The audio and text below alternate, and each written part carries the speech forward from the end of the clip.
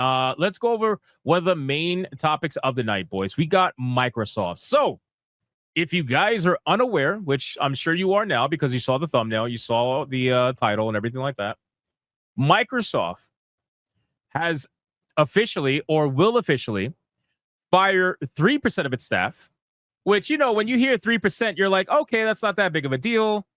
3%, whatever. Getting rid of some bloat, whatever.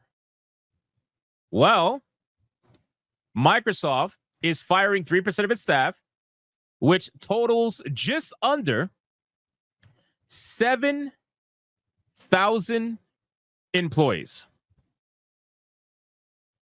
7,000 employees, right? And keep in mind, that's on top of the 10,000 employees that were lost in 2023, plus at least 2,600 employees that were lost in 2024. So now, between the last 2 years, Microsoft would have lost, give or take, obviously, a little under 20,000 employees. A little under 20,000 employees in 2 years. Two years. That is insanity. That is insanity, right? Title says over 7K. Well, that's why. That's why I put that, because they did lose over 7K, sir. Almost 20,000 employees in 2 years, right? So let's talk about this. I'm sure he's smiling now.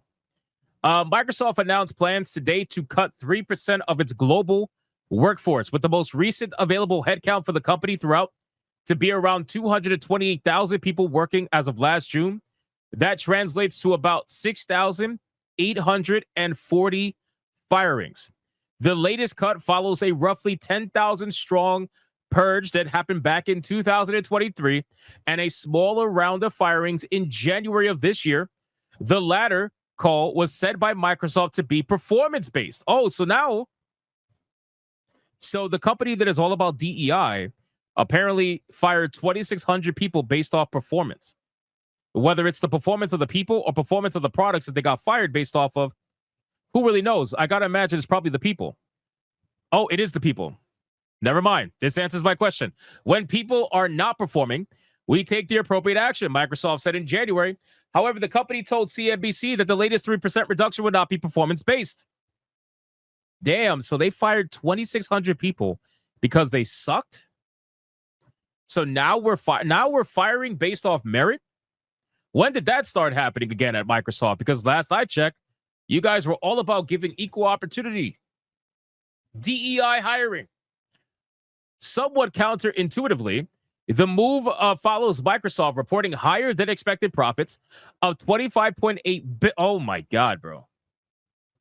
In the quarter? Oh my God, bro. Jesus fucking Christ.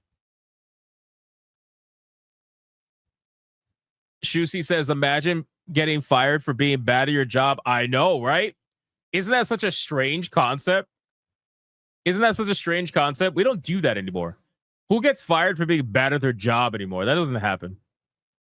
Obviously, I'm being sarcastic.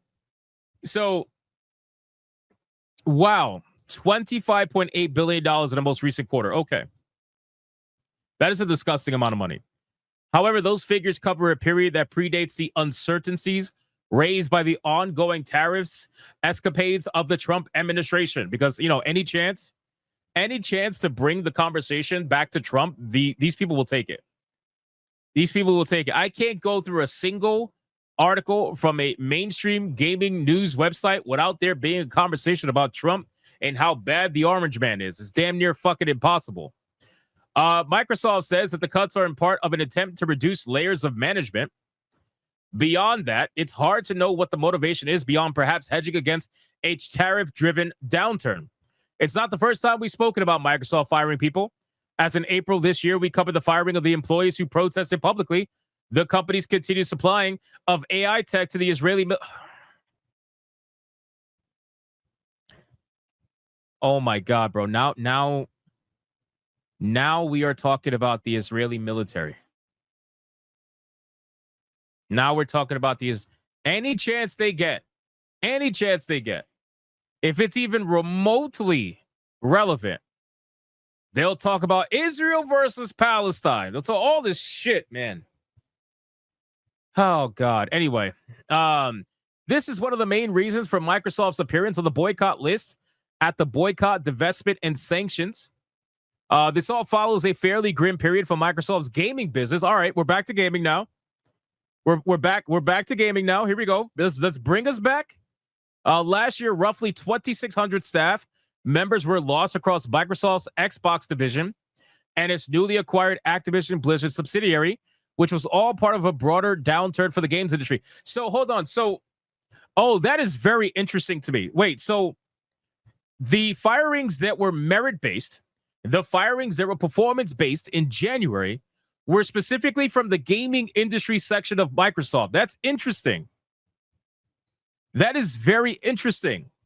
So that just further proves that all of these massive wins that they try to pass off many years before, because let's be real, Xbox has had some wins recently, but they needed it earlier. They didn't have it earlier. They had some losses last year, and now that resulted in 2,600 people being fired. Interesting.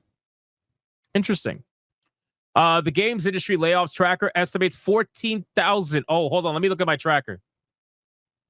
Hold on. Okay, my tracker hasn't been updated yet. All right, that's fine. We'll stick to this one. The games industry layoff tracker estimates 14,600 job losses in 2024 after 10,500 in 2023. The total currently stands at 2,200 for 2025, which seems like progress of sorts, if hardly any reassurance for anyone who lost their role.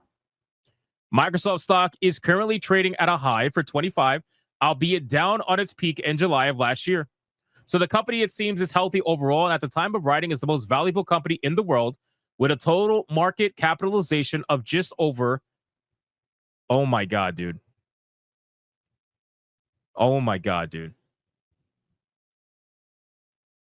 Microsoft has a total market capitalization of just over 3.3 trillion with a T dollars. But not enough cash, it seems, to hold on to those workers. Well, why would you hold on to those workers if they're not performing properly? That's the whole point, right? Just because you have the money doesn't mean you should pay the money if the people suck at their fucking job. Perhaps they want to fire those people so they can hire better people. Maybe. They make more money than any company on earth. I know. It's just, again, you can know that, but then when you hear the numbers, there's a different level of acceptance that comes with that, right? There's a different level of acceptance that comes with that. So like you can know, you can hear someone tell you, hey, Microsoft makes the most money in the world. Oh, okay. And then you hear 3.3 trillion. You're like, oh, okay. You know what I mean? That's like, it's a different level of acceptance. Smash JT says they aren't a charity, despite what the Bill and Melinda Gates Foundation will tell you. Fair enough. I think we are going to get back to a point where these companies are going to stop treating their employees charitably. I think we are at the point now where DEI as a whole, in terms of the hiring place, is slowly going the way of the dodo bird. And I mean very slowly. Obviously, it's not going to happen today. It's not going to happen yesterday. Damn sure it's not going to happen tomorrow. But we are slowly but surely starting to go down that kind of like rabbit hole, where now people who were hired simply because they were beneficial at the time, well, I mean, they're no longer beneficial anymore. So we'll see. We shall see. This all, again, follows a fairly grim period for Microsoft's gaming business, which is wild. And they keep bringing up the downturn of the gaming industry. Who fucking cares, bro? Who wrote this? Jeremy Laird? Like, who cares, bro? The gaming industry is going to continue the way that it's been continuing for a while. Frostbank says I give it a year or two? Really? So you think within a year or two that DEI hiring is going to be completely gone? Are you talking about from Microsoft, or are you talking about in general? Exactly. They were all useful idiots. That's pretty much what it is. They were all useful idiots. 100%. 100%. Yeah, do you think it's going to be Microsoft, or do you think you're talking about like in general? I can't see it happening within a year or two, to be honest with you. I think that is it took a very slow process to get to where we were, and it's going to take a very slow process to get to where we want to be overall. And keep in mind, Microsoft is still 100% partaking in some DEI nonsense. They've admitted that. They've 100% admitted that. But whether or not they give it up completely, I mean, again, we shall see. Joker says can't be 2 years. They have games that have been in development for half a decade. True. This is why games are slowly but surely starting to become just a little bit better. And the reason why is because the development process in gaming takes a long time.